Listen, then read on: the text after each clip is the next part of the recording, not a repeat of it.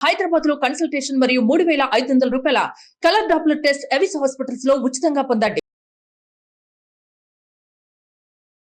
నమస్తే రమగారు. నమస్తే జయ. రమగారు, దేవి నవరాత్రులు మొదలైన తర్వాత అమ్మవారికి ప్రతిరోజు ఒక అలంకరణ ఉంటుంది. వాటితో పాటు నైవేద్యం కూడా ఏ రోజుకు ఆ రోజు ప్రత్యేకించి నైవేద్యాలు చేసుకుంటాం కదా.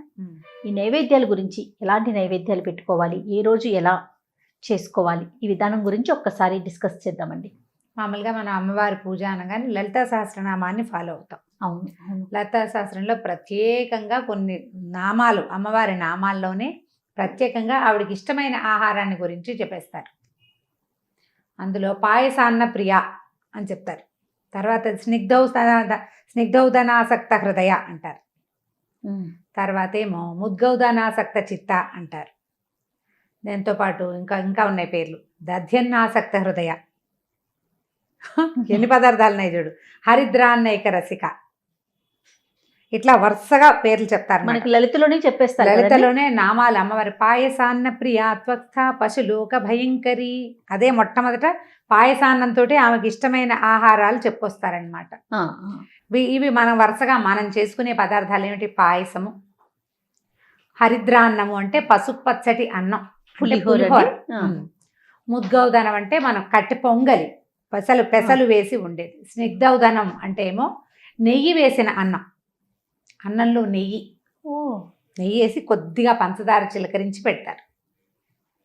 కొత్తది కదా. గుడాన్నము బెల్లంతో వండిది, అంటే చక్కెర పొంగలి లాంటిది గుడాన్నము. తర్వాత ముద్గౌదనం చెప్పామో మనం. దధ్యన్నాసక్త హృదయ, దధ్యోదనము అంటే పెరుగు అన్నం. నువ్వు తిరగమాత పెట్టి దాంట్లో కొంచెం క్యారెట్, కాస్త కొత్తిమీర కూడా వేసి ఇంకొంచెం రుచిగా చేయొచ్చు. ఇవి కాకుండా సర్వౌదన ప్రీత చిత్త అని చెప్తారు. అన్ని రకాల ఔదనాలు, అన్నాలు అమ్మకి ఇష్టం. ప్రధానంగా ఇవి ముఖ్యమైనవి. ఎంత కాదన్నా తేలిగ్గా చేస్తాం. పులగం వండుతారు సాధారణంగా. పులగం అంటే ఒక గుప్పెడు బియ్యంలో ఒక అంత పెసరపప్పు వేసి, ఒక్క చిటికెడు ఉప్పు, చిటికెడు పసుపు వేసి వండుతారు. దాని మీద ఒక బెల్లం ముక్క, ఒక నేతి చుక్క వేసి నివేదన చేస్తే మహానివేదన. అది చాలా పెద్ద నివేదన. అమ్మవారికి అత్యంత ప్రీతిపాత్రమైనటువంటి స్నిగ్ధౌదనము, నెయ్యి వేసిన అన్నం. ఇది నిత్యము 9 రోజులు పెట్టుకోవచ్చు. అన్నమే. ఎప్పుడైనా అన్న నివేదన, ఒట్టి అన్నం నివేదన చేస్తే ఒట్టన్నం మనం తింటామా? తినం.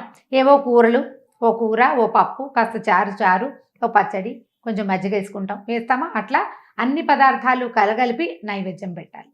వీటితో పాటుగా సాధారణంగా అందరూ చేసేది అంటే శాఖ అన్నం, కూరలు అన్నీ వేసి కొద్దిగా పులుసేసి మనం కదంబ సాధన చేస్తాం. అవునండి. బిసిబేళ బాత్ లాగా అట్లా ఏదైనా కూడా చేయొచ్చు.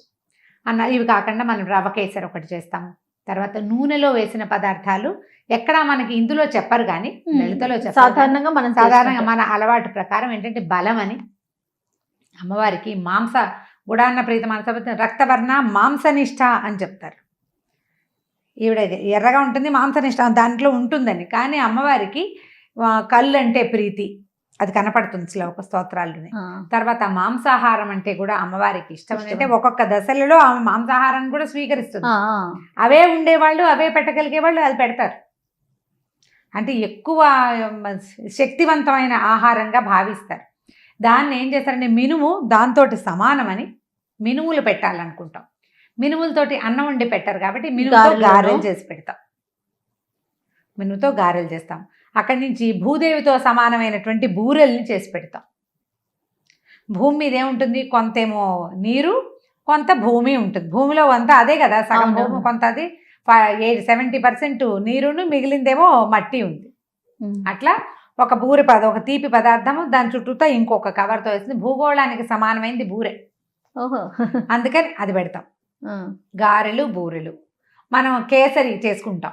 ప్రాంతాలని బట్టి ఇవన్నీ మారుతాయి చేయ. కొన్ని చోట్ల మనమేమో బొంబాయి రవ్వతో కేసరి చేస్తాం, రవ కేసరి. గోధుమ రవ్వతో కేసరి చేసే వాళ్ళు కూడా విరివిగానే కనిపిస్తారు. మళ్ళీ ఈ బూరెల్లో కూడా మనం శనగపప్పు బూరెలు చేస్తాం, కందిపప్పు బూరెలు, తర్వాత ఏమో పెసరపప్పు బూరెలు, బొబ్బరి పప్పుతో బూరెలు చేసే విధానం కూడా ఉంది.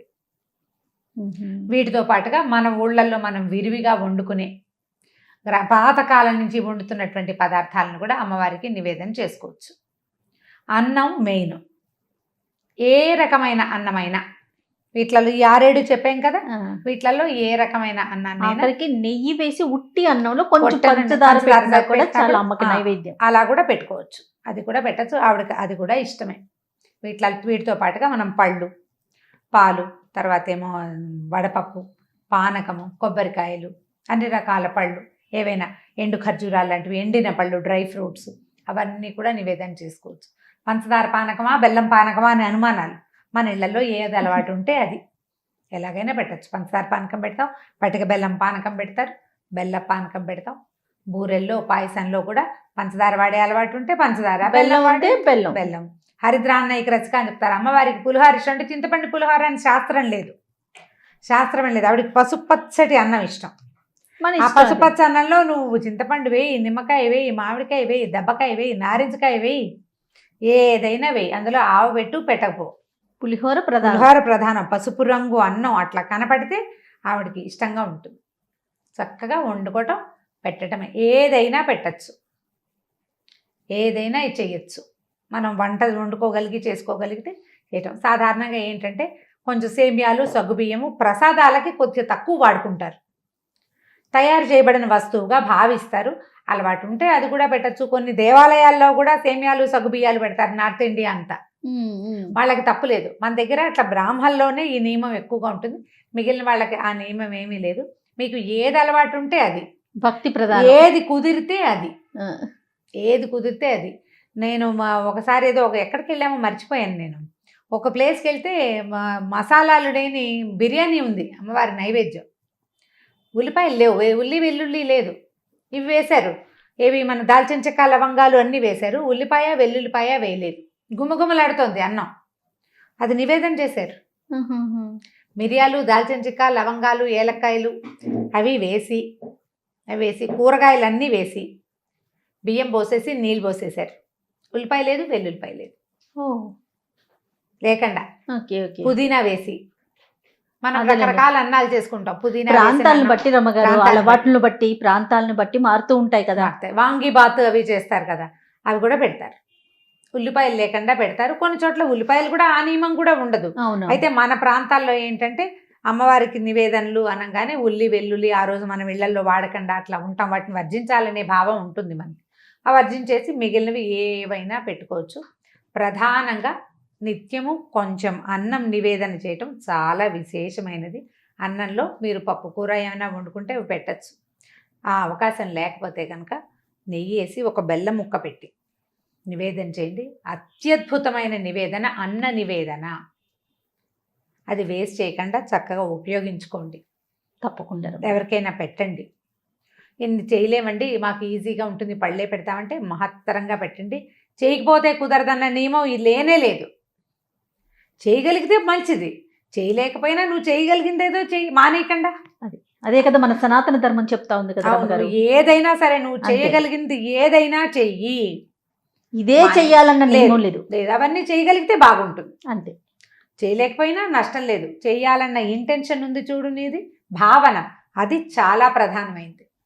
భగవంతుడికి కావాల్సింది క్రియ కంటే భావన చాలా ముఖ్యమైనది.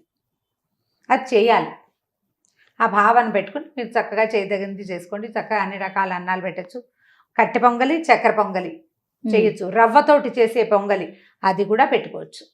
అది కూడా పెడతారు. దేవాలయాల్లో శనగలు పెడతారు నివేదనలకి, అటుకులు పెడతారు కొన్ని చోట్ల, రకరకాలు కదా. అల్లం వేసిన గారెలు, తర్వాత ఏమో అల్లం లేకుండా ఒట్టిగా వేసిన గారెలు, తీపి గారెలు, తీయటి బూందీ, శనగ పిండితో చేసిన బూందీ, లడ్డూలు శనగపిండితో చేసినవి. ప్రాంతాలను బట్టి మారితే ఏవి ఓపుకుంటే అవి ప్రతిరోజు నిత్యము ఆరాధన, నమస్కారం చేసుకోవటం, ఏదైనా చదువుకోవటం. ఆ సమయానికి అమ్మవారి దగ్గర సన్నిధిలో చక్కగా కూర్చోవటం, స్థిమితంగా కూర్చుని మీకు చేతనైన నైవేద్యం పెట్టుకోండి. ఏది చేసినా పర్వాలేదు. తప్పకుండా రమ్మగారు. నమస్తే. నమస్తే.